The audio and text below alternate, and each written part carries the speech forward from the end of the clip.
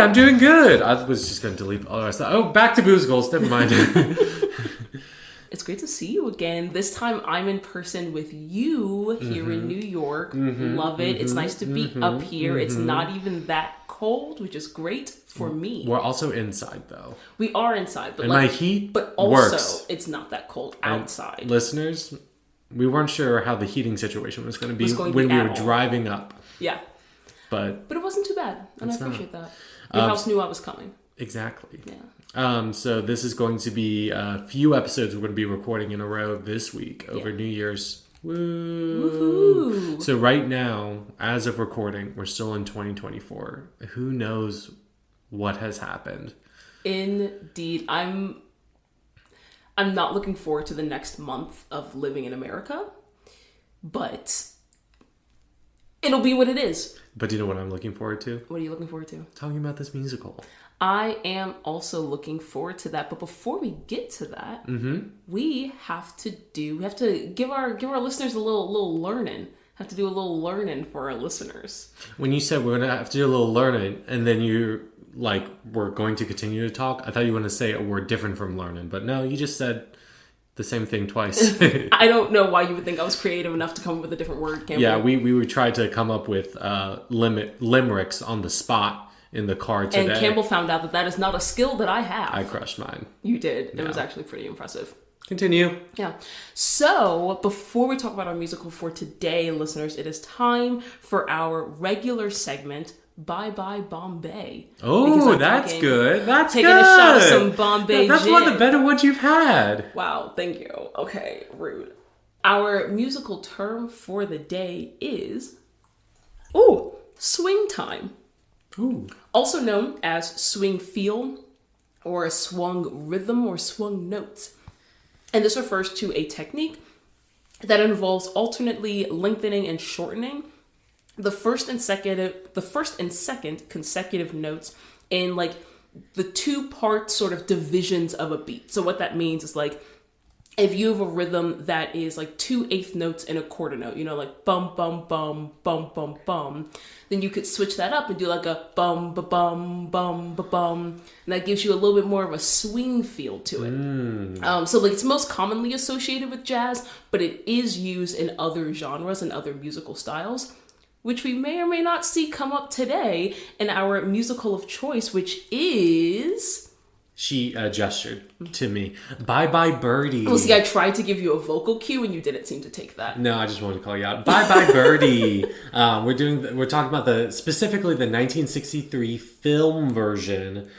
So this film was directed by George Sidney from a screenplay by Irving Brecher. But this is based off of the musical of the same name in 1960, but that 1961 Broadway production is based off of this play's book, Let's Go Steady, Bye Bye Birdie, set in 1958. And all of this was inspired by Elvis Presley being drafted into the Army in 1957. Yeah. I love the fact that Elvis was the inspiration for this musical. If it wasn't, if you didn't know that before, it was very apparent when you watched it. Yeah, no, absolutely. It is very apparent. And that's why I love it, because there's so many little nods to Elvis's dancing style and performance style and just look during this musical that I think makes it very pointed and almost parodical in a way. Yeah. Yeah. So as we are discussing this, we'll be enjoying a lovely gin fizz recipe. So I figured, classic drink for a classic musical, and it felt, on brand.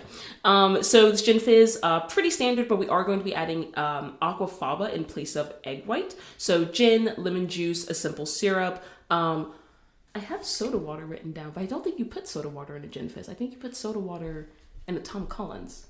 Yeah, that's why you brought the soda water. Yeah, I forgot to put the soda water in there. We're keeping this in.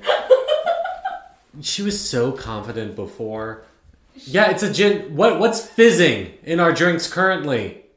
You can't hear her. She's in the room, but she says, "Oh, Campbell, you're so right and smart and handsome." Okay, yeah, so gin, simple syrup, lemon juice, soda water, and some aquafaba in place of an egg white. I literally wrote it down. Anyway, what are we gonna name this? Oh, true. The Conrad Fizzy. Bye Bye Fizzy, because you forgot it. That's so rude. Cool. I think we decided it. Also, because inspired by some scenes in the musical, we also have this drink with a bourbon chaser. Indeed. Which is going to be... Okay. Cheers. Fizzy. Fuck up. That's pretty good. I mean, it's a classic drink. I forget one ingredient one time. One ingredient, that's half the name of the drink. Anyway. Yeah, I like it. Hold on. Take another sip, and then you have to have your bourbon chaser. Well, I was about to, and then you stopped. I don't know what happened. Cheers again. Cheers again. Ooh, so strong. I need to chase this. Ooh, stronger. And it's funny because, like, I have a lot of friends that, like, love bourbon, love whiskey, can just, like, have that neat all the time. Yeah. I'm not one of those people. I will say the aftertaste of the gin fizz does meld pretty well with the bourbon. I think it's the lemon. It is. Oh, it's definitely the lemon. Yeah, for sure. I really like this bourbon. It's local. Are we going with Bye Bye Fizzy? I think so. What are you? Okay, you're right. Raven. This is a partnership. No. I'm not saying you should change it. I'm confirming Raven. that is the final choice. No, Raven. I'm talking now. I think you're bringing it up. Is this what we're going? No, this is a partnership. Please give me, I gave 2 suggestions. Give me 2 suggestions right now with this drink name, because you obviously aren't happy with it. But this is a partnership. I want to hear your input. And you still haven't gotten any, even though this is your week to pick the musical and the drink name. But you're right. That's like very selfish of me. I don't want to be overbearing. You are respected.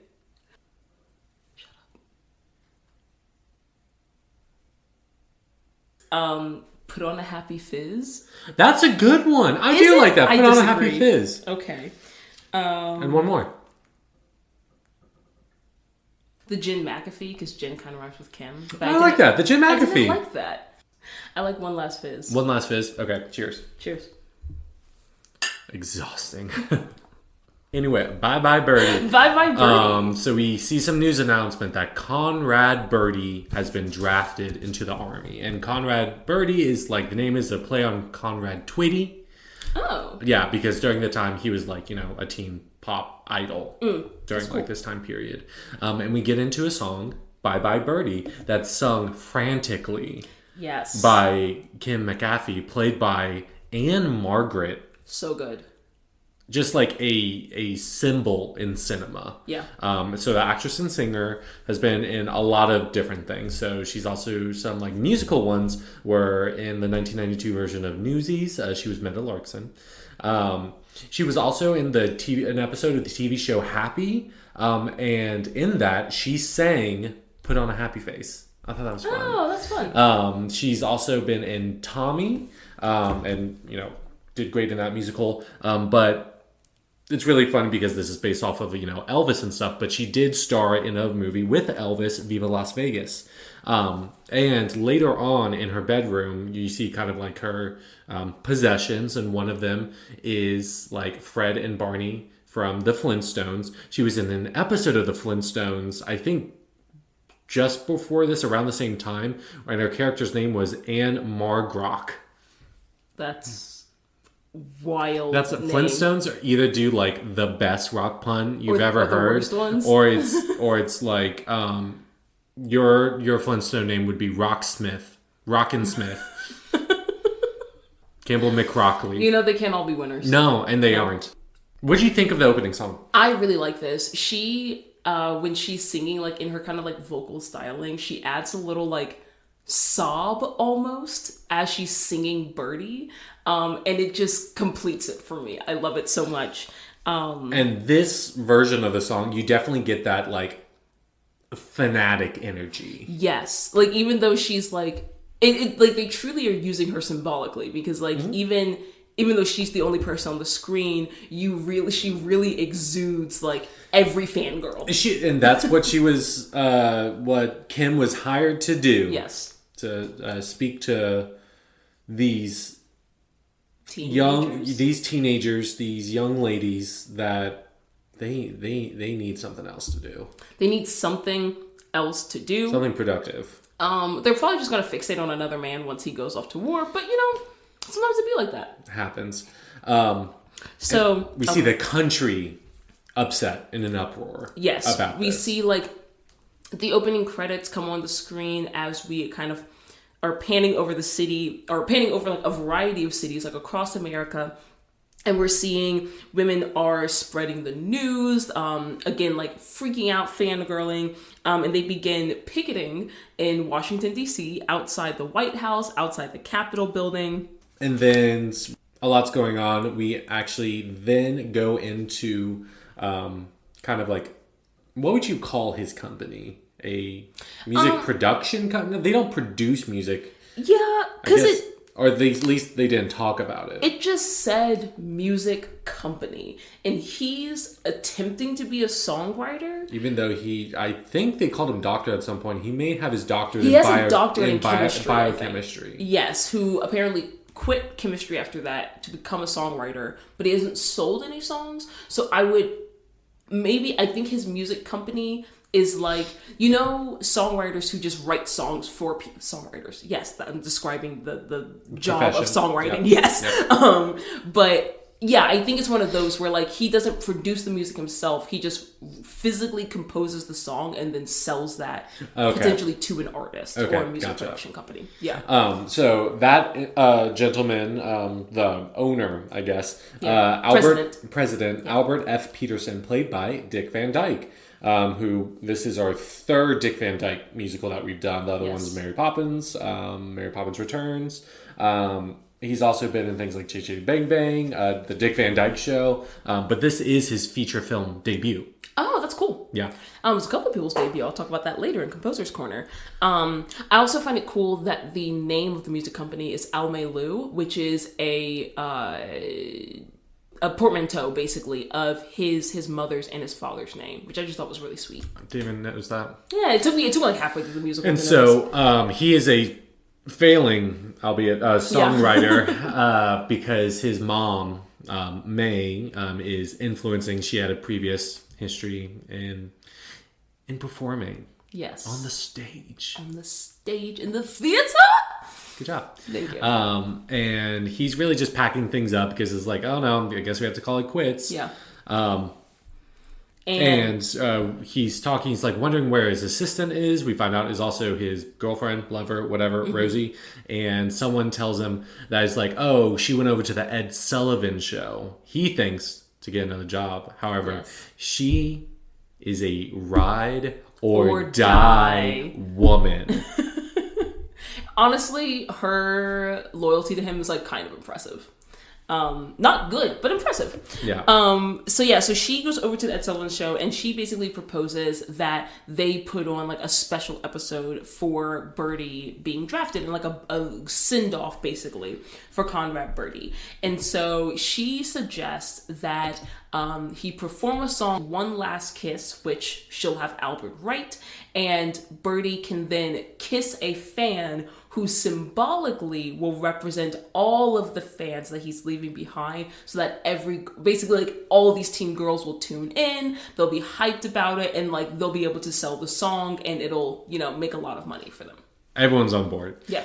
It's honestly not a bad plan from a marketing perspective. No, it is not. She's kind of genius. So Rosie is played by Janet Leigh. I've been in so many things. Little Women, Psycho the Manchurian Candidate. She is the mother of Kelly and Jamie Lee Curtis. She is so freaking good in this. I like just really loved Rosie and Albert, all their scenes together. Yeah. Because all throughout this, there's so much craziness that happens. There's like 6 plots that go. Yes. But they honestly weave together pretty well. No, they do, but I just always appreciate, for the most part, it's like, oh, all these 5 other plots, they're just standing there just being like, oh, this is nuts. Good thing the only like sane thing we have to do is poison a Russian conductor. And we also see in this scene, Robert Page plays Bob Precht, who was a producer on the Ed Sullivan show, and Ed Sullivan. And Ed Sullivan, he's like, obviously, he has his own show, the Ed Sullivan Show, and I thought that was really fun. But he's played himself in a lot of other things, like the Red Skelton Hour, Mr. Broadway, Singing Nun. But in case for some of you that don't know where he started and why it's really cool, he's in this musical particularly. He originally made his name as a newspaper sports writer, radio broadcaster, and theater columnist for the New York Daily News. And his column really focused on Broadway shows and gossip and like information about the stars of the time. Fun. And so, really fun roots. That's really cool. I feel like Janet Leigh and Dick Van Dyke, like, it's almost impressive how good their chemistry is, because I feel like Dick Van Dyke has such a magnetic presence on camera that he got that riz. Up till now, I've really only seen paralleled by Julie Andrews, because who's going to beat Julie Andrews? But him and Janet Leigh, like, again, have I feel like bounce off of each other very well, and I feel like they balance very well. Like they have just different enough energy that they bounce well off of each other while also complementing each other, if that makes sense. Yeah.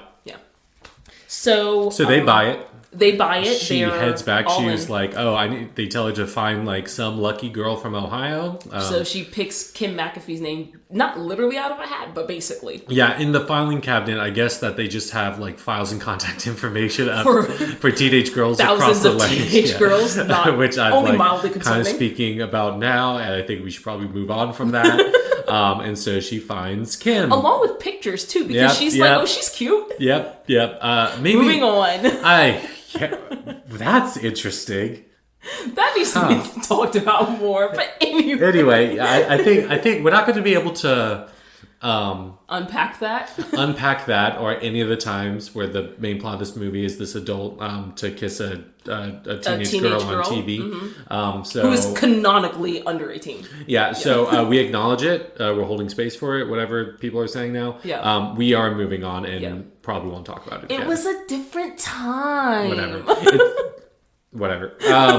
So we see the line's busy, so she'll call back later.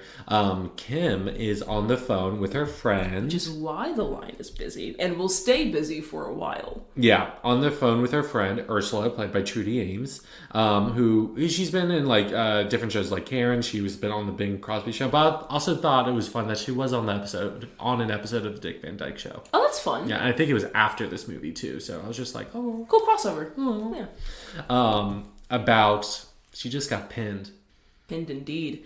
And that sounds dirtier than what it is. Yes. So basically this was symbolically, at least in this culture, her and her beau deciding to go steady with each other, as the 1960s kids would say. Yeah, she got pinned in the back of the bus. Which when she said that, I was like, wild. I was like, do I know what this means? Which is interesting because like I've never heard of being pinned being the specific action of that. Mm-hmm. I have heard references in like in Archie comics and other media from like the 50s and stuff like that, of like a guy like giving a girl his ring, especially his like prom ring or his class ring or something like that. But pinned is a new one. I haven't heard that one. Yeah, so she has a pin now for that. And Ursula is super excited. She's like, I can't wait to tell everyone. Literally everyone. And we get into the song, The Telephone Hour. This is fun. Yeah. I really enjoy, the like overlapping melodies of the song, but also there's just a lot of movement and energy in this. A lot of talking on the phone choreography that's different from each other. Yes, and it's actually done like very dynamically. And we see like basically this news is spreading to all the kids. Like everyone is talking about basically everyone between the ages of 14 and 19. Except for Harvey Johnson, who's just going down his Rolodex, calling every girl's house, trying to get a prom date. And it's not working out for him because every girl is too obsessed with the news that Kim and Hugo are going steady. I think it's also so funny, especially like movies in like this time period, and like there's something so, you may think it's like, oh, this is just such a classic, but then you see it's just so campy and amplified. Yeah. Like when they're in the diner, literally at every table, each kid has minimum one phone, landline phone. This is 60. Yeah, it's just like there's a lot of phones here. It's fun. It's funny. It's fun, and I also really like the costuming too. Yeah. Because like it's very, again, colorful, dynamic, and I feel like the clothing itself lends its own energy to the scene, because one, not every kid is like dressed, obviously they're not all dressed alike, but even in like the basic silhouettes and like outfit styles, like even the girls, like some have like those like more poodle dresses. Yeah. Some of them are wearing like the like 60s like tight pants and like a tank top or a crop top or something. Yeah. And I just, even the bathing suits. Even they made those showers for one scene. Yes. I love impractical effects. Yes. I did find it wild that they had the girls singing while they were under the shower head. That just seems difficult to do, so props to those ladies for doing that. But yeah, there was just so much color and energy and like dynamism in this musical number. I loved it. I will say that I felt this song was a little too long. I agree. And I feel like they got that point across pretty soon. But I go back and forth. There's a few songs I thought were like kind of too long, but they'll do something visually like later on. I'm just like, oh, but I do like seeing this, so I guess it was worth it. But I felt with like a few of these songs being lost, like they're like losing my attention. I get that. But they always do pull it back, so who knows? I feel like there were times they could have cut the vocals part of it a little bit shorter and like still done the dance numbers or whatever else they were doing with it. Yeah. No, I agree. Go back to Almalu. Yeah, so we go back to Almalu. Rosie walks in on Albert feeding his pet pigeon named Pidge. Great pigeon name. On the windowsill. Top tier, S tier pigeon name. Apparently, this pigeon only, according to him at least, only eats the food that he feeds it because he's worried that once he sells his music business and leaves this office, that the pigeon will like starve. I just thought I was a dummy.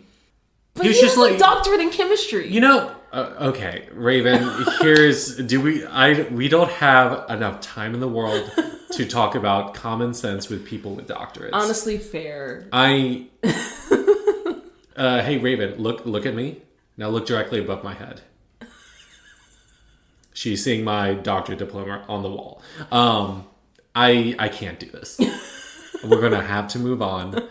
The last thing I'll say is I thought it was more so, oh, here's this beloved animal's like, what would you do without me? I thought it was actually kind of mirroring like how his mom treats him.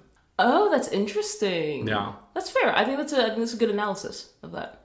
So he's like leaning onto the windowsill, feeding Pidge. Grad school. And Rosie walks in, thinks he's jumping, like thinks he's gonna try and kill himself. And she's quick though. She's quick. She loves this man. She's quick, but she almost pushes him off in the effort of trying to pull him back and save him. So then he basically turns on her and gets really mad because of course he won't let her talk or explain why she was over at the Ed Sullivan show office. He just assumes, like, oh, you're trying to leave me, you're going for a different job, like if you want to do that, if you want to walk away, blah, blah, blah. And so she really is like, at a certain point, she's just like, I'm never going to fucking explain this to you. Just write the song. God damn it. Yeah.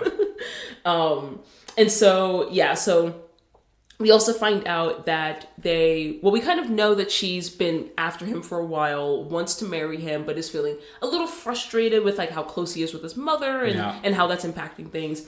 And he tells her that he does want to marry her, but he's worried about his ability to provide for her because, again, hasn't really sold many songs. And he's thinking like, maybe if I sell this music business, I could have some money, but like, I don't really have any way of like knowing that I could financially provide for you and my mother especially. Yeah, and she's really on the same page because like she wants them to be able to pay May back for like putting in the money for this failing company too, and she's all for that. She like wants to help support his mother. Yes. Which, good on her. Good on her. And then we hear like Godzilla approaching a coastal town.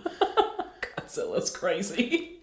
the glass of water you start to see shaking. Yeah. But we hear the ominous squeaking of her shoes, which is like pitched down in a horrifying amount. But we see his mother, May, is on the premises. Yes. So she's been in so many things like Airport, Lonely Hearts, Reds. She also has a couple of Tony Awards for Best Featured Actress in a Play for The Rose Tattoo in 1951 and for Best Actress in a Play for The Gingerbread Lady in 1971. She was also Tony nominated for her roles in The Cold, Wind and the Warm, Toys in the Attic, Plaza Suite, and The Little Foxes. You didn't say her name. Maureen Stapleton. And she is a savage in this. She is a... Do you know what I really like about this? What?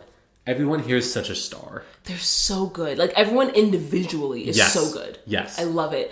And yeah, so she walks in. One person's fine. And he introduces her to, like, hey, this is, Rose de Leon, who I've talked about at length with you. And she's like, oh, this is the pretty Rose? What happened to you? And I'm like, God damn. Great. Fatal sickness or something?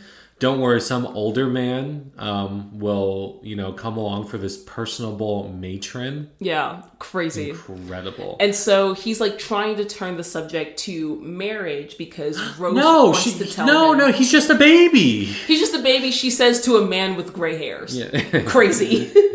And so he finally kind of gets her to leave, basically telling her like, yeah, I'm not getting married anytime soon, which like kind of, upsets Rose, or at least doesn't tell her that he's planning to marry Rose. And then we flip over to Kim, to the McAfee's house.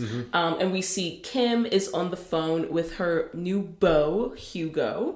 And they are basically setting up a date for tonight to meet up later. And then once she gets off the phone, we get into the song, How Lovely to Be a Woman. I like this song. I think it's not... Basic is not the right word because it's too negative connotation, but like it's a kind of simplistic, classic show tune type of vibe. Yeah. But one of the things those woodwinds were going hard. They were going hard though. Did you, especially in the beginning, did you hear those triplet runs for the double reads? Hell crazy, yeah. Crazy good. I do really find it funny. They have her like she puts on this big knit. I don't know what kind of material it is, but she puts on this big sweater, and then they have her like undressing under the sweater. And I don't know why, but it tickled me. So I thought it was so funny. Okay, I didn't realize what she was doing at first. I was like, why is she taking so damn long to put the sweater on? It was very like girl changing in a PE locker room. Yeah. And I love that for her. But also you're in your bedroom, but also you're on camera, so I get it. But yeah, so basically she's singing about how, it feels so great that like she feels like an adult now. It feels wonderful to like, she's moved past that awkward stage with the braces and the puberty, and now she's grown into herself. Her skin is smooth. She's taught a man how to love her appropriately. Yeah. And she's the woman's only job. Getting that bag. And feeling as adult as she is, she goes downstairs and starts calling her parents by their first name, which they are not too keen on. Crazy. So then she finally gets the call from Rosie now that the line isn't busy anymore. And gets the call that she's been picked to be the girl that Conrad Birdie kisses on stage. And basically then after that, like she, immediately falls out, like starts calling for her mom and like everything like that. During this, we also meet the rest of her family. Oh yes, we do. Go ahead. Her dad, Harry, played by Paul Lynde. The Hollywood Square. Yes. I think he was in over 1,000 episodes of that.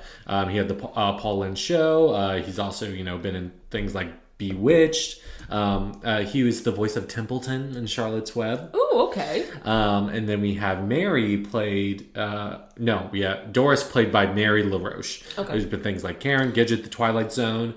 And then we have the son, Randolph, who's apparently a budding scientist, played by Brian Russell. That's been in things like The Adventures of Bullwhip Griffin, The Magic World in Disney, stuff like that. They're excited. They're very excited. And then we cut to basically the next day or the next morning when Conrad's plane is scheduled to land. And we see like all of the girls of the town and a lot of the young women. in Sweet Apple, Ohio. A lot of these girls are like congregating, waiting for Birdie's plane to land, basically being the welcoming committee for him. And we get into the song "We Love/Hate You, Conrad." And I will say something about this. I think a lot of times, and I don't know if it's more of a technical reason why, but something that these more like classic musicals and musical films do stylistically different compared to like musicals now is the emphasis on volume. And I think this song really exemplifies that. In what capacity? It's like they're screaming constantly. It's fair. It's like all of their speakers are being blown out. That's And we kind of get that in the very beginning, but I think it like makes sense for the characters and the people that are singing it. Yeah. With the first Bye Bye Birdie, it was just like shout singing. But it's something that I think is like really characteristic of musicals from this time. Yeah, I get that. Where like the tone and quality of their voice is like the actor is. That's what you're saying. Yeah. Yeah. No, I get that. And I think it makes sense for this particular scene because like I think it's meant to be like a group chant type of thing. But I also know what you're talking about. Yeah, but you hear what I'm saying. It's pretty ubiquitous. Yeah, for sure. But I really like this scene because it's a pretty short song. But I think it's really clever because like you have this crowd of girls marching and singing "We Love You, Conrad." Like this is like basically a song that they've made up, and then this group of like high school boys marching in the opposite, not in the opposite direction, but like towards them from the opposite direction. Well, technically, it is the opposite direction that they're walking. That's true. But that also implies walking away from each other. So see what you're doing and why you didn't want to stick on this. Correct. I'm doing this for me, not for anyone else. Obviously, this is an interesting to listen to. We stand the pedantry. But we do see... But the boys are saying "We hate you, Conrad." That's yes. Go ahead. Leading the fellas is her boyfriend, Hugo. And Hugo Peabody is played by Bobby Rydell, who is like a very well-known teen idol from Philadelphia, I believe, during this time. Okay. Some of his his song hits include "Wild One" and "Volare." But fun fact, in Greece, Rydell High School is named in his honor. That's really cool. Yeah, that's it. That's nice. Yeah, so basically we see like all the boys are mad that all of the girls are like in love with this guy. Yeah. Which honestly, I'm kind of mad too after I saw him. I'm just like, this is actually a problem. You're coming from it from jealousy. I'm coming from it from worry and disgust. Definitely not the same intention, but I do want the same impact. Agreed. But yeah, so all the guys confront the girls and Hugo kind of pulls Kim aside and he's jealous that she's going to be kissing Birdie on screen in public on national TV. And he's like, I thought we were going steady. I thought, I was the guy for you, like blah, blah, blah. And she straight finesses him. And she's just like, you know what? It's for the community. It's for the culture. This is bigger than us. Bro. I think we need to start our like a top 5, top 10 of musical heroines. Specifically in the category of Gaslight, Gatekeep, Girl Boss. Hell yeah. Of course, Mary Poppins, number 1. Number 1. Kim McGaffey has to be top 3. Obviously, she's at least number 3. She's at least number 3. And guess what? Raven and I support her. Every time she just like, oh yeah, this is a morally gray thing. She was like, have you thought about it like this? And we're like, you go. Hell yeah. Hell yeah. I would like to nominate Roxy from Chicago as also top 3.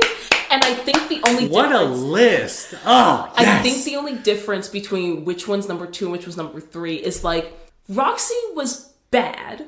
Like the things she was doing were bad, but like she was so good at it. She was so good at it. But like Kim, I fully stand her gaslighting. So. And it's just, but the thing with Roxy though, it's when game recognizes game, and when she says, "I hope this doesn't hurt the baby," and Velma Kelly is just like, "Motherfucker!"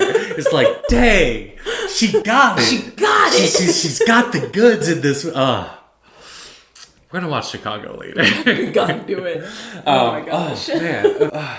She's just like, hey, do you know him coming to town is so good for the town? Yes. It's so good for the community. Because it's good for your father's business as an undertaker. Yes, because the now population spike. Sweet Apple is going to become a tourist destination. Yes. Don't know how she thinks that's going to work, but it's going to become a tourist destination. The population's going to explode, and then they're going to die. So your dad's going to get a bunch of business. And he's like, that does make a lot of sense. And she was like, it does. It does. Then she leaves. And then he walks back to the fellas like, she knows where I stand with this. Oh. And they're just like, okay, sure thing, doofus. For real.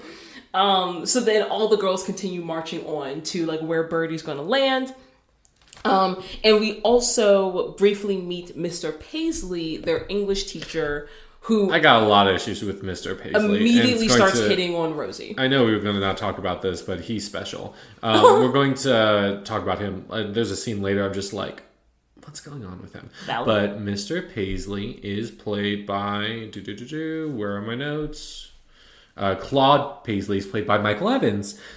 He's a lot of people may know him from The Young and the Restless, where he was in for like almost 20 years.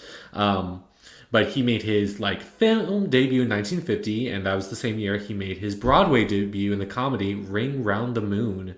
He also appeared as Gaston in the musical Gigi, which featured Audrey Hepburn, who was Gigi in that. He was also Henry Higgins, the national touring production of My Fair Lady in the late 1950s, and for a 1960 tour of the USSR. Ooh, that's cool. Yeah, I thought so. So then Birdie shows up on a motorcycle, kind of flanked with two other guys who are carrying a guitar on their back. And when he kind of pulls up and parks, they take the guitars off and make a little arch for him to walk under, which I just thought was so funny. Yeah. And so the girls are all like screaming. They form like this huge crowd in front of him, and they recite their oath to him, which wild. Basically, The they Pledge of pledge. Allegiance. Yeah, it's basically the Pledge of Allegiance that they pledge to him. Wow, we had to say that every day in school. So then Kim offers her, as the girl who you will symbolically kiss to represent all the other, girl fans of you, I formally and officially welcome you to Sweet Apple, Ohio. And again, it's so over the top and so camp. I love it. I'm here for it. So then the mayor is like trying to give a speech welcoming Conrad to the town, and they all keep interrupting him and just like, we just want to hear from Conrad. We don't give a fuck about whatever you have to say. But it's so funny because every time the mayor says his name, all the girls are screaming. So like, I'm just saying his name, and we're like, we know. And so Sam, the mayor, is played by Frank Albertson, who's been in like a lot of great things, but he was also in Psycho, but he was also Sam Wainwright in It's a Wonderful Life. Oh. And then his wife, just titled, character title, name, not title. I really struggled there. I don't know if you saw it, the panic in my face. I saw it for a second. When I was just like, what are words? Played by Beverly Yates. Oh my God, cheers. Just one of them days. One of them days. Thank God for these bourbon chasers. Which I take such a small sip of. Who's also been in Funny Girl. Okay. But eventually trying to get him to key to city, and he gets, we see Conrad Birdie, played by Jesse Pearson, who's a singer and comedian, been in Death Valley Days, Beverly Hillbillies. He was already really familiar with this role because he took over this part of Birdie from Dick Gautier on Broadway and the National Road Company. So I'm familiar with the role. And he's like, no, I got this one. And we get into the song Honestly Sincere. Yeah. And I love what are those movies called that are just like making fun of movies? Like Scary Movie is a satire parody. Yes. Parody film. I love when people do parodies and don't like half-ass it. Yes. When they go all in. Yeah, go all in for how ridiculous this is and the concept of idolizing these individuals, these people. It really made me think about like current music industry things. Yeah. And sometimes I'm just like, this is crazy. Yeah. how people are like crying over this, but then at the same time I'll hear a song and I feel like I've never lived until that very moment. So I like have like a really fun relationship with music in that. Yeah, I agree. Like, I think they do a really good job of making him simultaneously like look and feel like Elvis, while at the same time, like, he's still kind of his own pop star. You know, not pop star, but like rock star, right? Yeah. Like he has this, he simultaneously like is his Elvis own Conway vibe Twitty. while being an Elvis twin, basically. Yeah. But I really like the beat and the track of this song. I think the lyrics are meh, but I think that's intentional. Oh yeah, it's not supposed to be. Yeah, it's not supposed to be. Like, and I think it's intentionally like, yeah, like he's maybe not mid, but like he's just a rock star. Like he's just a rock singer. There's nothing intrinsically special about this man. Yeah. You know?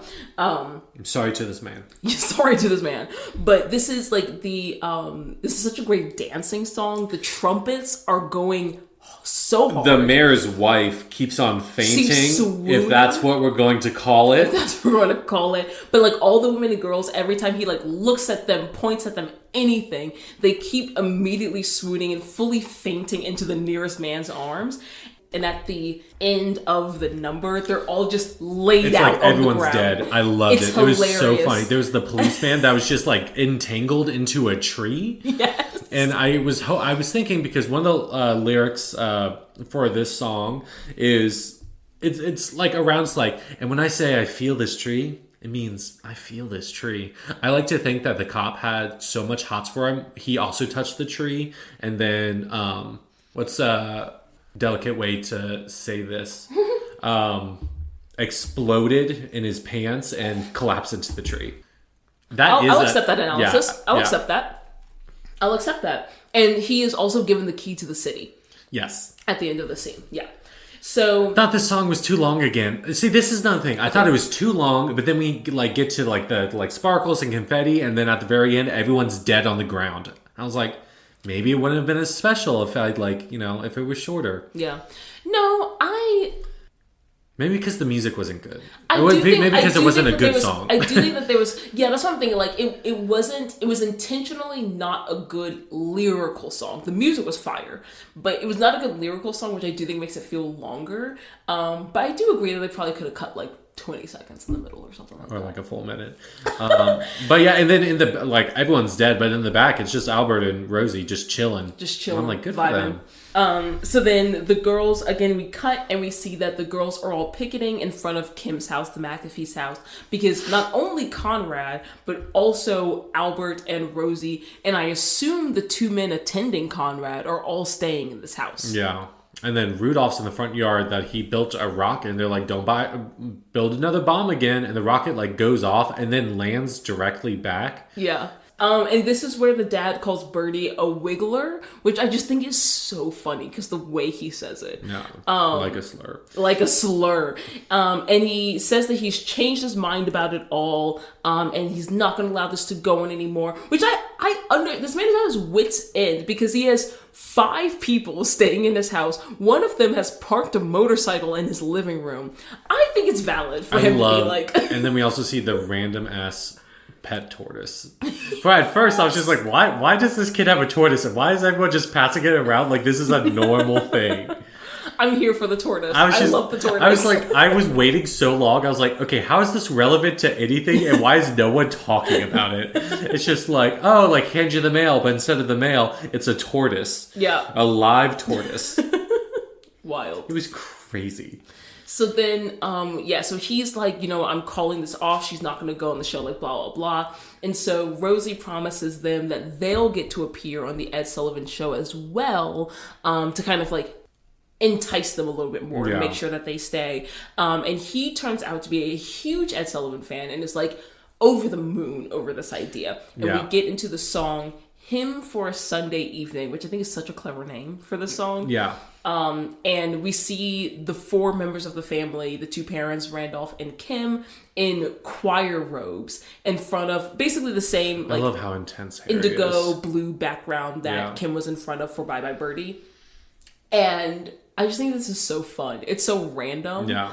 But I love how this cutaway gives me, like, You know, in Chicago, second time bringing up Chicago, It's on but mine. in Chicago, when they cut away to these like fantastical stage scenes for the musical numbers that kind of imply that it's happening in the character's head, I get a similar vibe from this, like kind of implying like all of these members of the family are like together, just like fangirling over the idea of being on the Ed Sullivan Show. Yeah. And then also trying to hear more about Harry's business, fertilizer, and they're like, well, Randolph is like a really good scientist.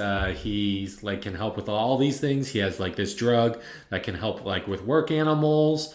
And they're like, oh, maybe we can like work together. And so he, takes Randolph's chemistry set and like whips up a pill, and they're like, see, let's drug this tortoise. And I didn't like, and of course different time, you can tell it was like force feeding like a live animal, but what I did like was when we saw that the pill, it was taking effect, you see a close-up on the turtle, and then like a bad Photoshop, there's a cutout over the eye, and then there's a human eye. And you can still see some of the human eye's skin. Yeah. It's just like looking around wildly. One of the funniest things I've ever seen in my life. I think it's so funny. I also think it's funny, like, so the turtle then starts like running around and like runs out the door. And again, like similar sort of thing. It's kind of obvious that the turtle's on a dolly. But I love that. Yeah. Like it just, to me, it adds to the camp. And it's so fun. They're like, oh, we're going to make millions because you invented meth for animals. And it's just crazy. It's just like it's literally cocaine. And it's just like literally like the longer we go in, like the more like plot points are being brought up, and like, it's just I was waiting to see things start to resolve instead of like, okay, I guess this is a new business venture that's always going to be in the background. Yeah. Amongst these 10 other things. Yeah. And we see that the father gets a call from the mayor, who's like, basically like, you can't allow this to happen, and we like, he's like, look at the effect that he's already had, and the camera pans over and we see his wife still convulsing in bed from Birdie's appearance early, and I'm like, what is this woman? What? Deviant. She's a deviant. I don't hear otherwise. This woman has had the longest running orgasm from a single look. Do we see her again? Is she okay? I don't know that we do. Yeah. Anyway, but then we go back to the house and you see that Hugo and Kim are like really need to talk to each other, and we get into the song One Boy. Fantastic song. Yes, I love this because he's jealous again. She's being a bad bitch, and she's like, you know what? We're going to nip this in the bud. And I think in this song, her voice is divine. It's so beautiful. So is his. So is his. Yeah. I love like the melody of the song, and I also love like their harmony together. I really like the song. I think it's very pleasant, very nice to listen to. Yeah, and she's the theme of the song is just like, I believe in monogamy. And she's just like, just try to understand me. Like, this is just like a kiss, whatever. You are like my grand passion. Yeah. Like, look into my eyes. Like, what do you see? Well, that was earlier, but again. And he just like stares at her. He's like, well, this time, I don't know. And I was just like, yeah, because you couldn't tell before. You just started dating. Yeah. And then he like, is like more okay with it by the end, because she like really reassures him, is like, there's only like one boy to go with, to talk with, to walk with. That's the way it should be. Yeah. But we also see Rosie overhearing this, and then she starts singing along, thinking like, when will he find out that there's one person the way it should be, thinking about Albert. And I just like really liked Rosie and Kim singing together. It's just beautiful. Their duet, I love that Rosie's voice is a lot lower. It's more of an alto. It's supposed to be like a more mature version, but it's really fun because they're going through similar situations. Yes. And their voices just blend so well together. It's a beautiful duet. I think that's something I really like about this musical. Like, despite your age, like, we still have like these feelings and like situations, and like we go through similar things that we can like really like bond over. Yeah. And like commiserate together. Like, at any generation, like we still have the same problems in like love and friendships and drugging animals. Yeah. Yes. And I love it because, like, later when we see Rosie and Kim, like, talking in her bedroom, like, you do feel a real sense of, like, friendship almost between these women. Yeah. I think it's awesome. I also, just real quick, like, I really love the set of the house. Nice ass backyard. And for real. And, like, the camera work around this scene, because it really gives, like, stage play vibes. I think they did a really good job of, like, adapting it to film while still kind of, like, having some of that vibe to it. I love that. Campbell, do you remember being back in, like, 3rd grade and having, like, music class and learning to play the recorder and, like, hot cross buns? Fun fact. So, I know a lot of wind instruments. I physically was not able to play the recorder. My teacher told me just to stand there at the concert. But yeah, I'm familiar with the concept. That's so sad. It's okay. I can play the bassoon. I've gotten over it. I don't feel bad about it. Okay, well, we'll move on. Put a pin in that. Put a pin in that. Boop. So, unfortunately enough, there are students all across the country that have never before had a general music education class and don't have the ability or the opportunity to access music education and get the chance to learn tons of different wind instruments or even just the recorder. And that's why we are partnering with Education Through Music, which is an organization that partners with low-income schools in New York City to provide students better access to music education. Also, 53% of New York City schools do not have a music teacher on faculty full-time. So Education Through Music also provides weekly music education by putting qualified music teachers into these schools. Yeah, absolutely. And one of the reasons this is so important is because motivation for learning means motivation for staying in school. And a lot of the students that are able to be involved in these music programs report that they have attended school when they otherwise would have skipped, or like stayed in school when they otherwise like wouldn't have wanted to stay, specifically because they were looking forward to music class or they were looking forward to ensemble, and getting to learn specifically about music. And you can support and learn more at etmonline.org/donate. That's etmonline.org/donate. Help out. Do you have an instrument that you've neglected and now it hates you? Do you have too much money and think, hey, this can go to a good place? Neither applies to me, but I want to talk to you about the Daddario Foundation. They believe in the transformative power of music and that mentoring and building communities through music can positively affect social change. 100% of every dollar raised goes directly to support efforts to get kids involved in community music programs, acquire and maintain instruments, provide college scholarships, and support new innovation in music education. You can learn more and donate at www.daddariofoundation.org/about/donate. That's www.daddariofoundation.org/about/donate. Hey there, listeners. Pop quiz. Who was your favorite teacher in school? Did it happen to be someone who inspired a movie? Did that movie later change the world? Because that's exactly what happened with Mr. Holland's opus, the story of the profound effect a dedicated music teacher had on generations of students. The composer for the film, Michael Kamen, later started the Mr. Holland's Opus Foundation in 1996 as his commitment to the future of music education. Today, the foundation works with schools nationwide to audit their music education programs, supply quality instruments, train teachers on basic instrument repair, and even offer customized consulting to make sure the school's program fits their students' needs. The impact of this foundation now ensures that hundreds of thousands of kids across the country are granted access to learn and play music in school, keeping music education alive and well. If you're interested in supporting their mission, you can donate online, over the phone, or even while you shop Amazon or eBay. Visit mhopus.org/donate to learn more. So then, Birdie comes downstairs in like this tiger pattern, like tiger print robe, and like not commiserating, but complaining about not being able to find what does he call? He calls it a church something, a church key, can opener, which is like a can opener for a beer. Which like the idea of like needing an opener for a can is wild. But yeah, so he goes to his motorcycle, which again parked in the for living a can room. For a liquid. Yeah. Can openers are still used for cans. Correct. I understood what you meant. Yes, thank you. The idea of using it like an opener for a can, crazy. Specifically a can of beer. Yeah. But yeah, so he goes to his motorcycle, again, parked in the living room to get his, and then opens his beer, spills so much of it, drinking it, and then warns them that tomorrow is Saturday, and that's his rough day. And I'm like, what the fuck does that mean? And like during this, like Albert is like trying to figure out like where his mom went. Like she didn't check into any like motel or anything like that.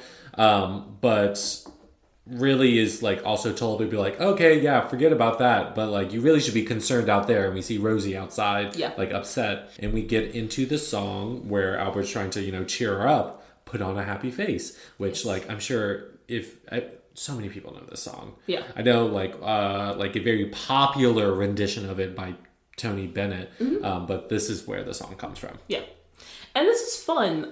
It's like really bouncy, kind of jaunty almost. Very cartoonish. Yes. And I feel like this is also Dick Van Dyke in his like, not Element. prime. Yes, his element. Thank you. Where he's like, this is him in his prime. Fun. The first time he's done it on screen. But he's like drawing smiley faces in the air when like they're appearing on screen, and then she'll just like look at them with a sour face, and like either it'll change to a frowny face or it'll completely dissolve. I just think that's a really fun bit. And then the ghost of a happy girlfriend appears and like sings along with them and dances with them, and it's a fun scene. It is fun. And then eventually like he gets her to laugh, and the ghost kind of remerges with her, and she's like dancing with him, like they're having fun.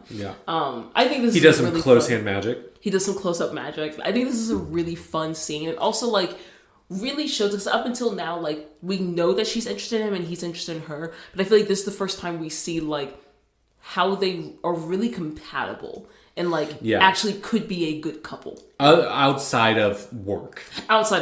Yes. And I think this song, I mean, chuckle hourly. That's great advice. Yeah, laughing is genuinely good for your health. Yeah. So listen to us more. Cheers. Cheers. Don't forget the chaser. Oh, I finished mine because I'm not a bitch. And then at the a lot. You like bourbon more than I do. I do like bourbon. And at the end of this scene, the turtle we see runs to the garden, still on speed, and it like leaps into the water. It leaps out of the water.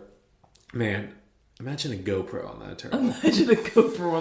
So then, Mrs. Peterson, Albert's mom, shows up again.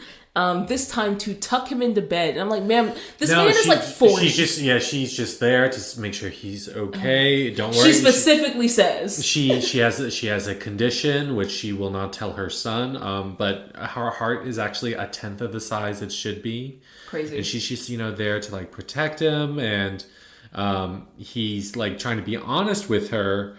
I love this character because he's like, "Where have you been?" And she says, "Neglected."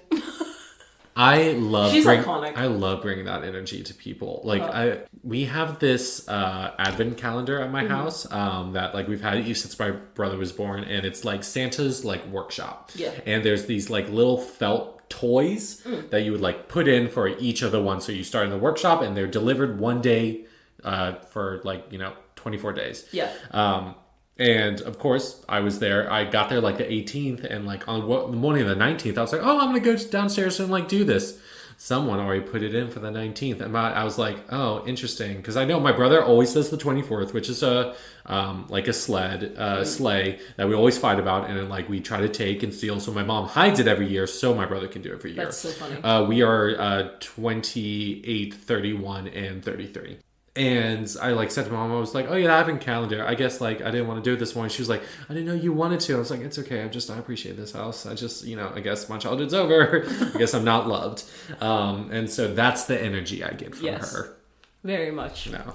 Here for it. And so then Albert then tells her, "Mom, I'm going to be quitting the music industry. I want to go back to chemistry." And immediately Sylvia Plaths it. Immediately she runs over. She's like, "Well, I just guess that there's nothing here for me anymore." And she goes over, opens the oven, and starts climbing in. And like before she was saying anything that she like didn't like, she was like, "Oh, Lou, start dealing for me. I'm going to be there really soon. And so just immediately to the oven is like so funny. So funny.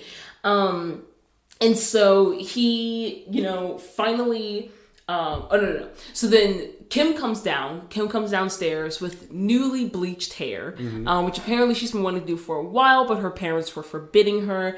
And her dad is like crazy upset. And he's like, you can't go anywhere until your hair is back exactly the way it was. And she's like, that's fucking ridiculous. No. She eventually goes back upstairs and we get into the song Kids. Started off by Harry. And I love this crash out because his son is just like, he's like, no one respects me in this house. And his son's like, I respect you. Like, no one needs the respect of a 10-year-old. He's like, why would I want that, idiot? And then he starts singing What's Wrong with Kids Today in front of his 10-year-old son. And like his mom is just like, I spent 3 days like in labor and I didn't leave you behind. I stayed there for your birth. Yeah. Because I didn't want you to be alone on your birth. It's like the opposite of Dr. Doofenshmirtz. Like neither of my parents showed up to the day of my birth, and crazy. He's such a good dad. That's going to be another list. Good dads in musicals. Oh, true. Hell yeah. Doof, probably number but one. But we will need to factor in all the dads that were killed in the adaptation to a musical, which is a surprising number. I know, but maybe they would have been better dads if they stayed alive. That's what I'm saying. Are they better dads dead or alive? And we'll talk about it.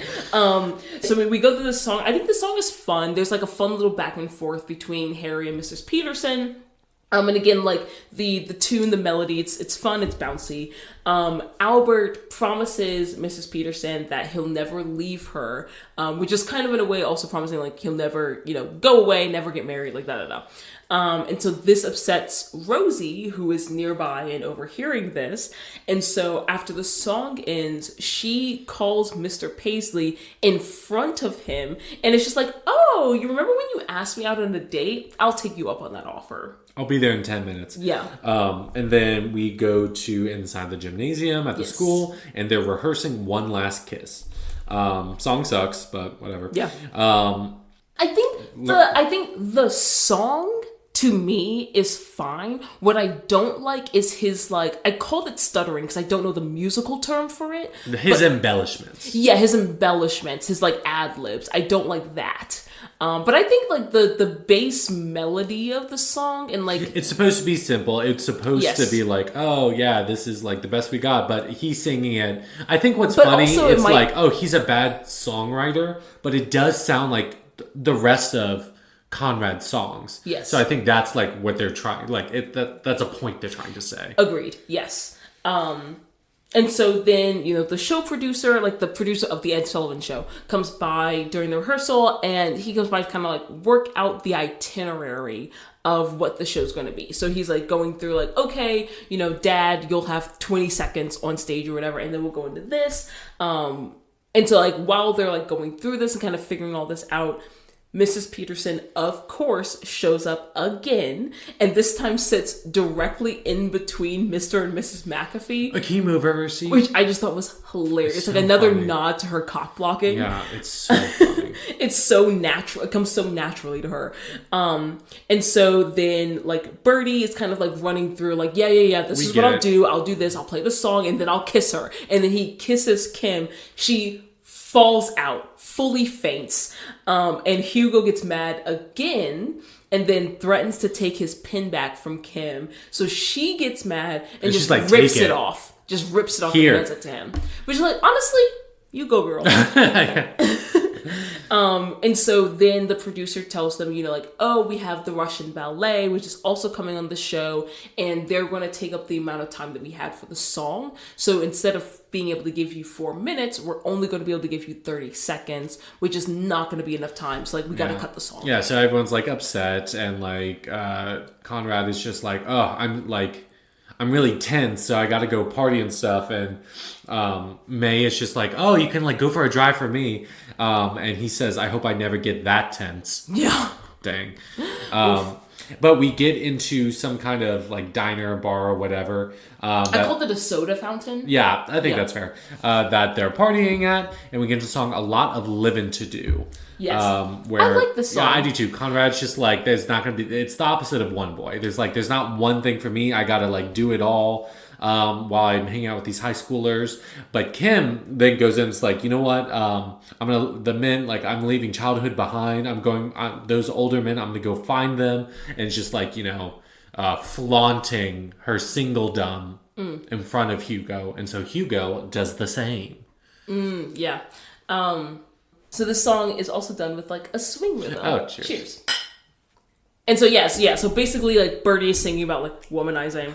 And then we when like Kim and Hugo kind of going back and forth, we get in like that kind of transitions into this big group dance number, which I'm really here for. It really was awesome. I loved it a lot. It really reminded me of the West Side Story 2021, of that big dance scene. I had fun time with this one.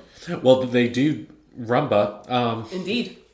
But they're having really so much fun. I really genuinely love a lot of the like dance styles from like the 50s and 60s, because like it's still in that era of people like not wanting to dance too sexually, but still wanting to move their bodies in fun ways. And so like a lot of the dance steps are so like especially to like a modern sensibility, feel kind of like random and like crazy dances. But they're so like they look so much fun to do. Like this dance looks so much fun to just do, and like I'm not gonna say not that hard, because all of these people are like talented performers and they do a great job, but like it does look like something like a TikTok dance that like you could pick up and just kind of like dance along with them, and I love that. I really like this song. I really like this scene. It's like really fun because Hugo's also very much, well, I could be a drummer and drums, or I can be like a jet pilot or whatever, and he like gets the attention of everyone else. I really liked that he kind of came back at her with the same energy, because I wasn't necessarily expecting that. Like I was expecting like, oh, he's gonna be all sad in the corner while she's calling like every girl down his Rolodex. No, he like comes back at her like, bitch, you want this too, and she's like, and she does, but she does. And so then we see that Kim's parents are trying to like reassure her, not reassure her. They're trying to help. They're at the Moscow Ballet, and we see Dick like the building, the building, and Dick Van Dyke is talking to, I guess, the manager played by Ben Astar, who's also been in Blade Runner, Five Fingers. Trying to converse in Russian, but like he also speaks English, so it's quicker. And just trying to see, it's like, hey, can we like work something out? So yeah, speaking Russian is like speaking English is like quicker. Well, Dick Van Dyke is like trying to say like, it's like, yeah, praise Stalin. Nope, he lived too long. Whoops. Praise Khrushchev. Yes. And which is also cool because I'm like, I don't know, I love historical relevance. Yes. Especially in fiction. Yeah. So in 1959, Ed Sullivan, with his producer, Bob Precht, who is like someone's acting as him, they did receive a Peabody Award for television contribution to international understanding.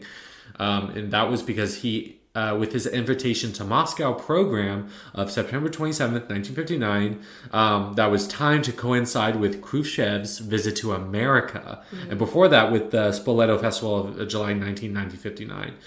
So it's like really using like, this is prime time Sunday night TV show that's like very like successful and imaginative, but like he's like, hey, I have this platform, how can I help with international relations, especially during the Cold War? So that is like in reference to that. Yes. But in this, we're laughing at the Russians. Indeed. Which like, hell yeah. And so it's trying to convince them, and the manager's like, even 10 seconds shaved off of this is an insult to the artist. Yes. You know what? We stand a bitch with artistic integrity. I do. What did he say? He was like, yeah, this performance was played at the same day as like the Tsar's like funeral, and it was arranged by Lenin, and it's like, you arranged the music? It was like, no, the funeral. That got a laugh out of me. I saw. I was writing. I couldn't go back from that. That really got me.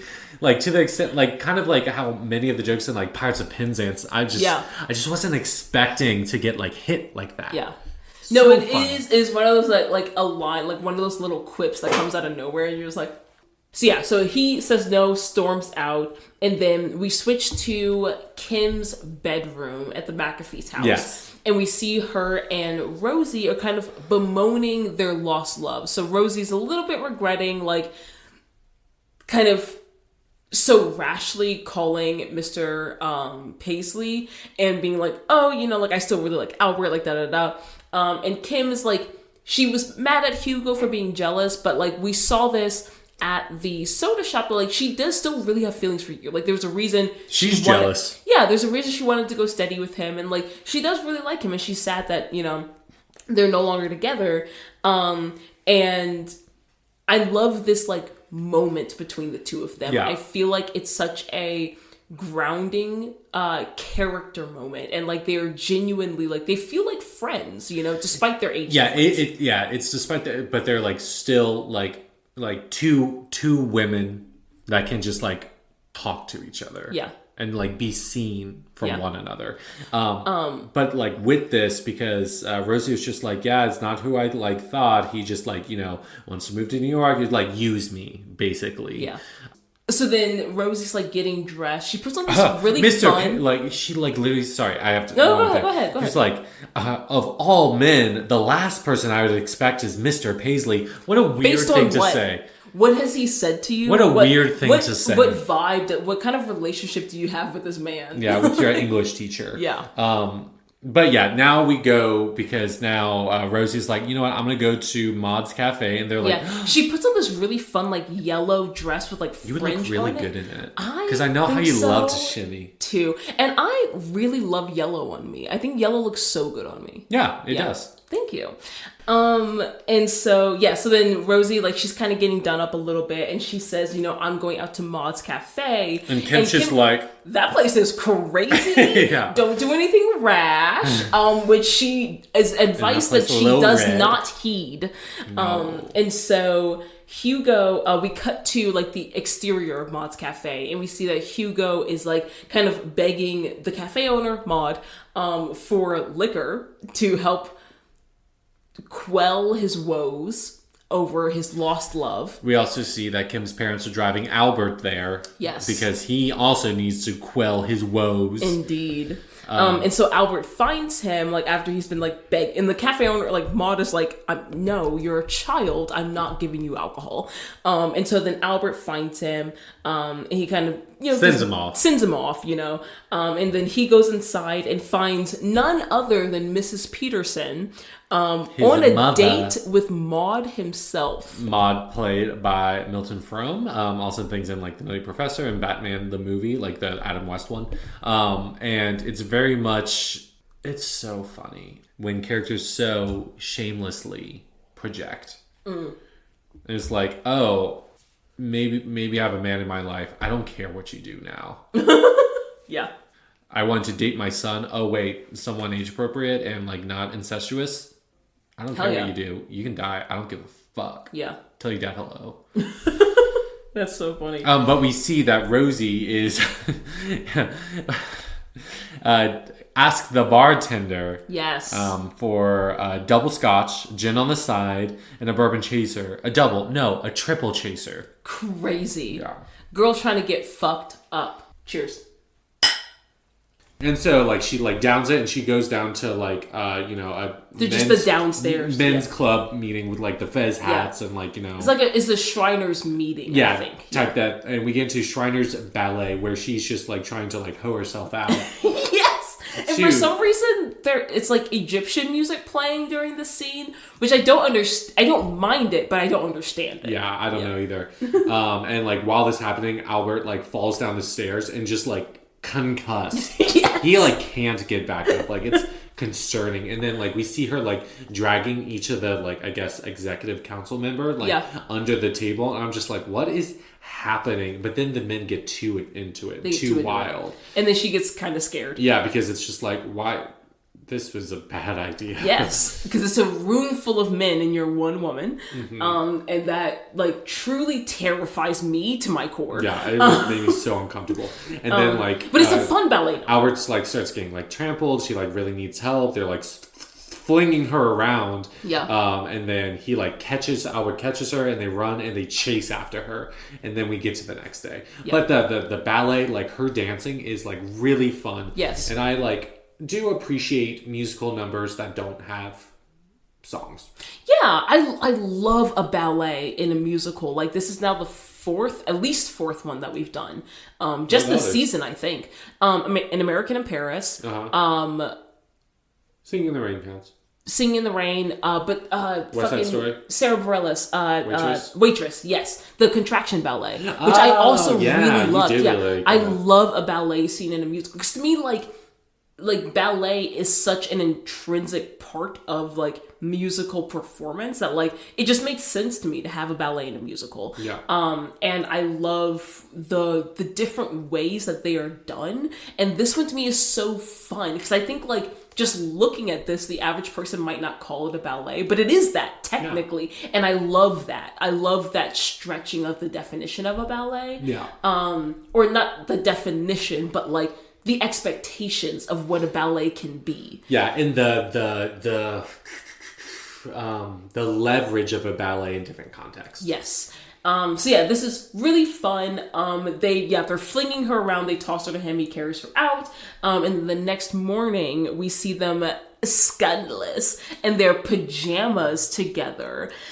Still slept in separate rooms. See each other outside on the balcony. On the balcony in the pajamas. And I think it's really funny that it's not scandalous that they're outside in the pajamas because that's fine. But it's scandalous that they're seeing each other in their pajamas. They've been together for 6 years. Which makes a little bit of sense for her because her pajamas like have short shorts and so they show her full leg. But it doesn't make any sense for him because men's pajamas are just a pajama version of a suit. And so it's like you're just as covered as any other time she would have seen you. It's so funny. He's like, never seen me in pajamas before, disappointed. And it's just like, you look at like Ebenezer Scrooge, and it's just like, what is scandalous about this? What is scandalous? I can't see any part of your body. Man, like sometimes I like think about it, what like is considered like scandalous. Like you think like the Pilgrim's like, oh, she's showing ankle. And like now it's just like, you can look at the internet anywhere. I'm just for real. Sometimes it's just. It's wild. The evolution of self-expression involving beauty and your body. Yeah, and sexuality. And sexuality is just like, it's just interesting to me. It is, yeah, very interesting. Very noteworthy. And so then they are kissing each other. They're like kind of planning to elope. He's like, let's go to Niagara Falls. And then she's like, well, I would feel bad. Like, not only would I feel bad if we left your mother behind, but also it would hurt our marriage if we started off like feeling so guilty about leaving your mother behind, because like again, like you'd mentioned earlier, like she is also like focused on making sure that his mother's provided for. Like even though she doesn't really like her, she does think it's important to make sure she's cared for. And so then they're just like, we still need to sell this song to make sure that you can do that. And they're trying to figure out, how can the Russian ballet is not going to cut any of their time. How can we get on the Ed Sullivan show? So then they get the idea to drug them with the same speed drug, the cocaine, that they gave the turtle. Goodness, the tortoise is relevant. Yeah, this is the moment I was like, that's what that was for. No. This was the moment you realized this is a perfect movie. Yes, they truly close every loop. Yeah, I was like, and I like don't mean this sarcastically. Yeah, but I was completely 100% satisfied with this movie. I'm just like, after everything happened, like, yeah, some things I like didn't like or things could have been better or whatever. I was just like, no, it's just like, okay, yeah, check. Like, narratively, it is perfect. Yeah. Like, they do everything. And so, so they get the idea. At first, I thought that they were going to drug the entire ballet company, which, like, seemed a little impossible. I was like, hell yeah, go for it. But then they make the much more salient choice of drugging the conductor, which, like, actually is kind of genius, I think. Yeah, and they do that. Maestro Borov, played by Gregory Morton, also been in Johnny Cool and like a bunch of other things. He was in the Mephisto Waltz where he played a conductor. Oh, fun. She's like, oh no, this is like for like, media, a ballet magazine. Like a magazine. Yeah. and we need you to drink this glass of milk. He's because like, the American I prefer vodka. I was like, yeah, the president like would be really important because trying to get everyone to drink more milk, which is the entirety of the Got Milk campaign. Yes. Which is wild. Big Milk trying to get us to drink more Big milk worked. So she like poses as the photographer and like successfully gets him to drink it, and they're like waiting. The family gets invited. Like by them, it's like say they have a surprise for them. Yeah, and they're like, oh, maybe they'll like turn and we'll like be on camera. Yeah, and the audience. And so the performance starts, and at first it's like going normally, and they're a little worried that it's not going to work. But then, about halfway through, we got the drug kicks in, and he goes crazy. Which is so funny because what is the name of this ballet? The Rose Adagio Ballet, which listeners means slow. Yeah. Because I don't think that's a term we've done yet. I don't think so. I thought that's what you were going to do. That would have made sense logically, and yet. So yeah, adagio means slow, but they do not play it slow. They speed up quite a bit. It's Rose, like Rosie. Yeah.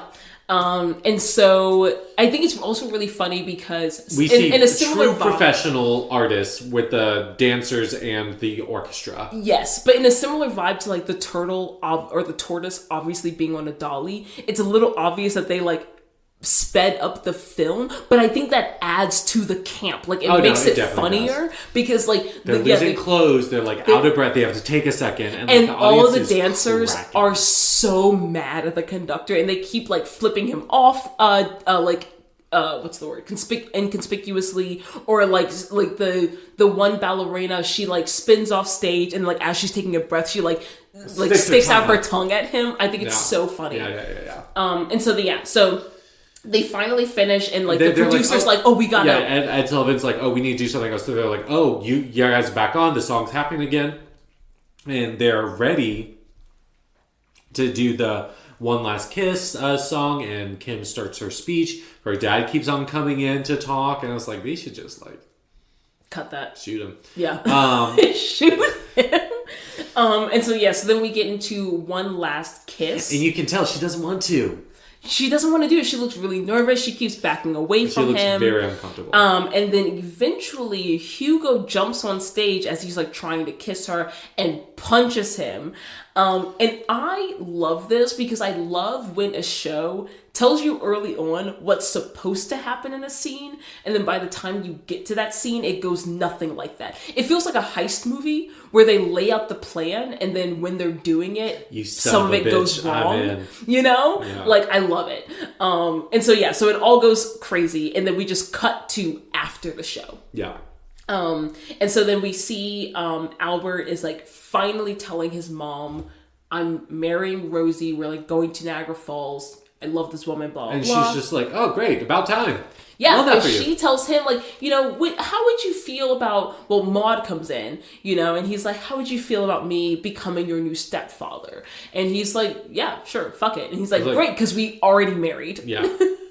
He has we have to go to, where are they going? Akron, I think. Yeah, that because he has like another bar to open up, and they want I get to do like the beer toss or like whatever she says. Yeah. But it was just like so easy, all you had to do. And she's like goes up to her, is like, I'm sorry to say it, but I think you need to quit the music business. And he's like, yeah, I'm gonna be like a chemist. And she's like, I'm so happy for you. I'm just like the irony. Yeah. But I also really like when he says Rosie and I are going to go to Niagara Falls. She's like, about time. And Rosie's like, May, come with us. Like she's still like trying to like take care of her and things. Genuinely. Better than me. Truly. Better than me. But like after they leave, we get into Rosie, and so we get to even the same 8 bars and the same like simple lyrics. It's just like really seeing like, really expressing how he feels for her. Yeah. Which is paralleled by Kim singing Hugo. Not everything is Rosie, everything is Hugo. But instead of moseying by a campfire for two, moseying a hot rod built for two. Yeah. And it's just like, I don't know, I just like really, this is another example of what we were talking about before. Just like the Like the parallels between the parallels and the commonalities, like amongst like all these different couples, I guess. Yeah, and I like that they kind of, similar to what they did in One Boy, that they resolved these two together and they had these couples kind of duet together. I thought that was really cute. Yeah, and then the McGaffies are like really excited for this new drugging business. Yeah. But at the very end, then we get into a reprise of Bye Bye Birdie. But this time, we don't have no scream singing.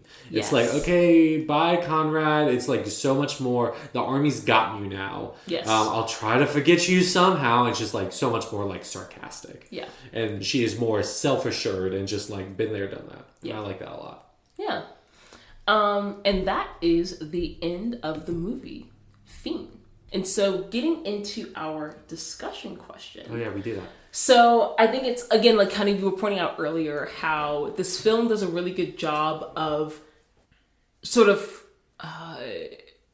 pointing fingers and kind of laughing at...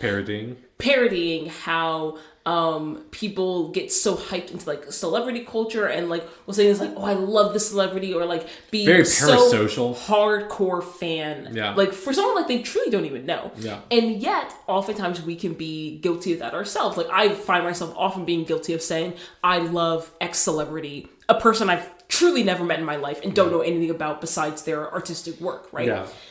And so I think this question will be really fun. If you were Kim and all other elements were the same except the year, like say it was 2024, but like everything else about the story was more or less the same, what celebrity would it be that you would fangirl over? It would be fangirl. I still wouldn't want to kiss anyone because like that's valid. So just that's like fair. I guess like meet and just be like, hey, like I was chosen to like or like meet you. yeah, be in the fan club of, or like be in that crowd for. Oh, that's hard. Honestly, Julie Andrews. Ooh, that's a good one. I think Julie Andrews. I'll give you 5. Okay. I don't think I'll be able to come up with that. That's okay. Julie Andrews. Okay. Rob Thomas. Hell yeah. That would be awesome. Newer artists, not as like, from my past, but like there's something about Doechii.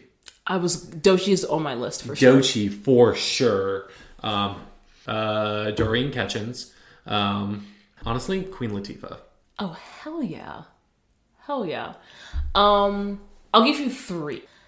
Doechii is definitely on the list. Also, there's a Dutch pop artist named Tabitha who would I would for sure fangirl the fuck over.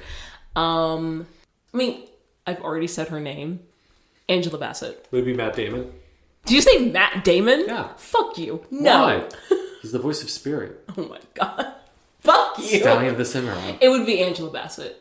Nice. Because I truly, like, I know how I just made fun of me saying that I love celebrities that I've never met. I love that woman with every fiber of my being. Now I'm thinking a lot more celebrities. Right? And that's bad. We're part of the problem. That's the problem. Yeah, that's the problem. Yeah, that's fun. Yeah. Okay, so then we'll get into our composer's corner. Do it. Now. So for our composer's corner, we have 3 people we'll be talking about. We have Johnny Green, who wrote the score, Charles Strauss, who did the songs, and then Lee Adams, who did the lyrics. So John Green, also known as John Waldo Green or John W. Green, is an American songwriter, composer, musical arranger, conductor, and pianist who lived October 1908 to May 1989. And he also plays the trombone, which I thought was fun. That's fun. Trombone's really fun to play. I miss playing trombone. It's such a cool instrument.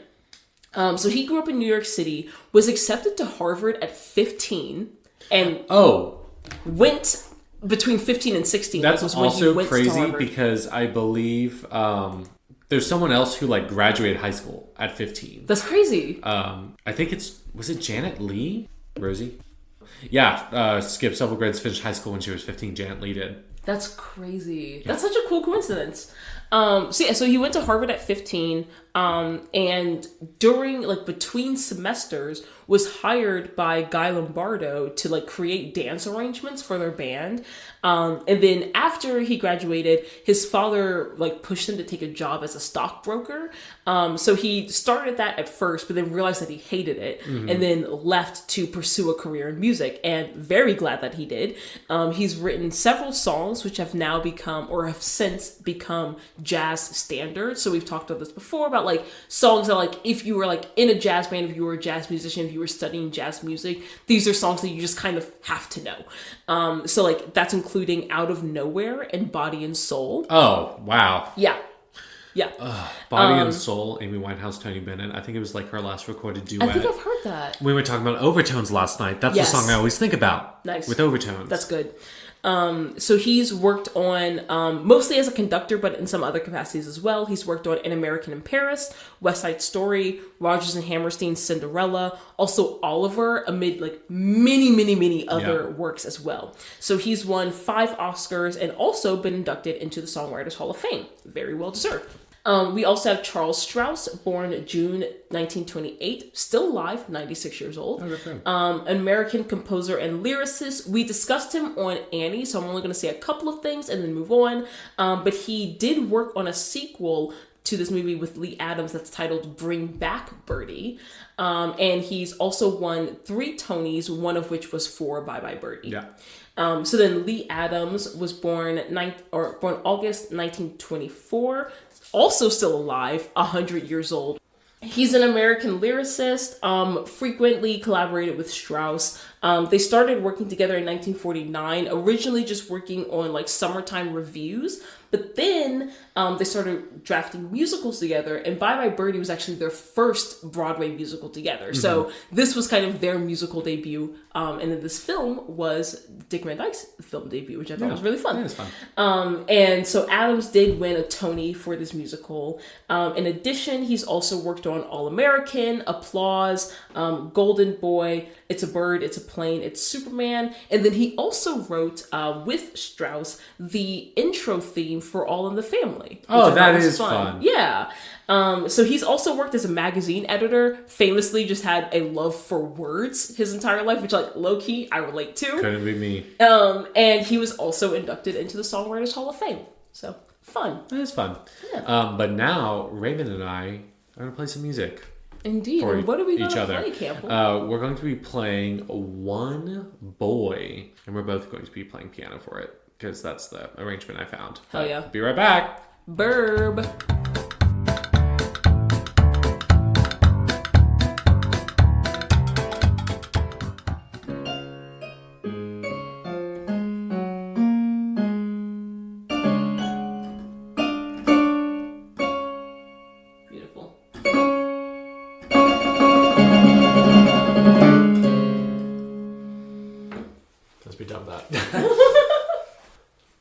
We have reached the end.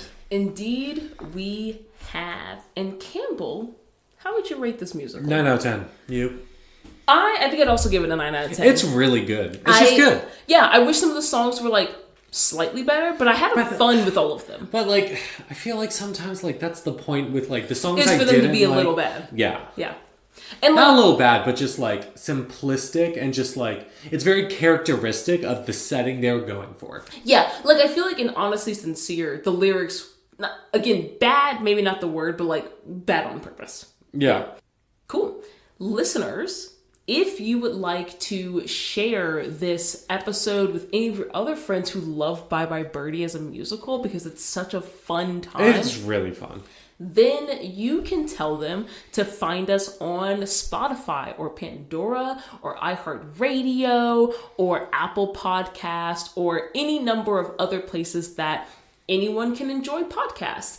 And when they find us, I hope that you tell them to rate us 5 stars, to comment, to like, because all of that helps us promote the podcast and especially help us promote like Education in the Music, the Dario Foundation, and Mr. Holland's Opus Foundation, which allow more children to get exposure to the wonderful world of music and music education. Yeah. But if you have any comments or things that you would like to see or things that we could do better, or you want to fact check us, which people do, and I do appreciate it, you can email us at our Gmail. That's boozicals@gmail.com. That's boozicals@gmail.com. Or you can follow us on Instagram, where it's like, hey, that drink sounds pretty good. Wonder what a bourbon chaser sounds like and looks like. You can see pictures of it and all these other resources on our Instagram at boozicals. Indeed. And I think that's all for tonight. Okay, we need to make dinner. It's getting late. I'm hungry. Adios. Bye. Interesting choice. Da da da da da da.